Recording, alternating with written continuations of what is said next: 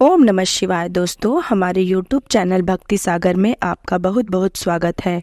दोस्तों, आज हम बजरंग बली हनुमान जी की बाल लीला की कहानी सुनेंगे।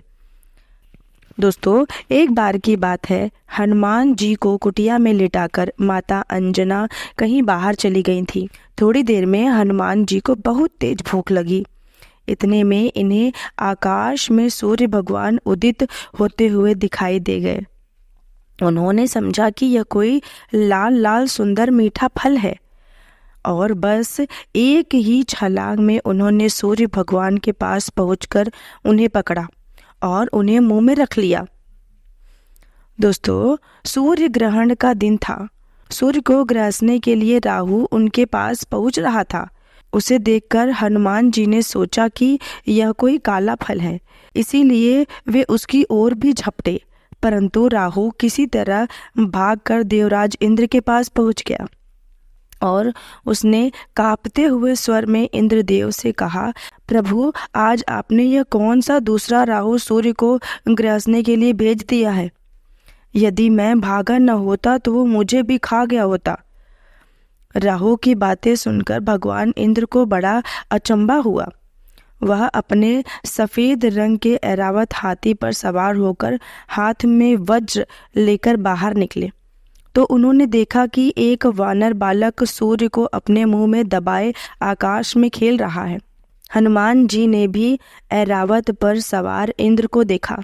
उन्होंने समझा कि यह भी कोई खाने लायक सफेद फल है, तो वह उस ओर भी झपट पड़े। यह देखकर देवराज इंद्र बहुत ही क्रोधित हो उठे।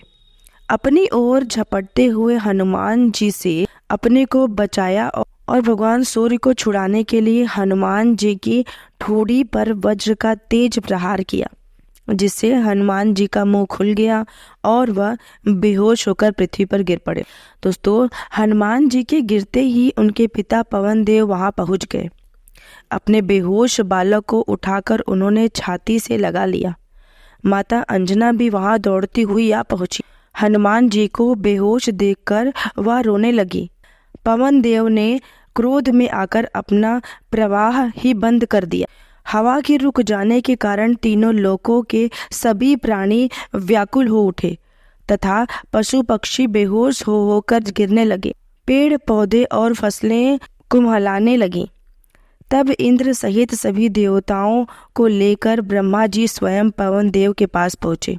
उन्होंने अपने हाथों से छूकर हनुमान जी को जीवित करते हुए पवन देव से कहा, पवन देव, आप तुरंत अपना प्रवाह शुरू करें। वायु के बिना हम सब लोगों के प्राण संकट में पड़ गए हैं। यदि आपने प्रवाहित होने में जरा भी देर की तो तीनों लोकों के प्राणी मौत के मुंह में चले जाएंगे।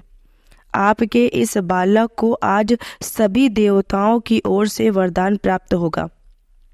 ब्रह्मा जी की बात सुनकर सभी देवताओं ने कहा, आज से इस बालक पर किसी प्रकार के अस्त्र शस्त्र का कोई प्रभाव नहीं पड़ेगा। इंद्र ने कहा, मेरे वज्र का प्रभाव भी अब इस पर नहीं पड़ेगा। इसकी हनु वज्र से टूट गई थी, इसीलिए इसका नाम आज से हनुमान होगा। ब्रह्मा जी ने कहा, वायुदेव, आपका यह पुत्र बल बुद्धि विद्या में सबसे बढ़ चढ़कर होगा। तीनों लोकों में किसी भी बात में इसकी बराबरी करने वाला दूसरा कोई न होगा।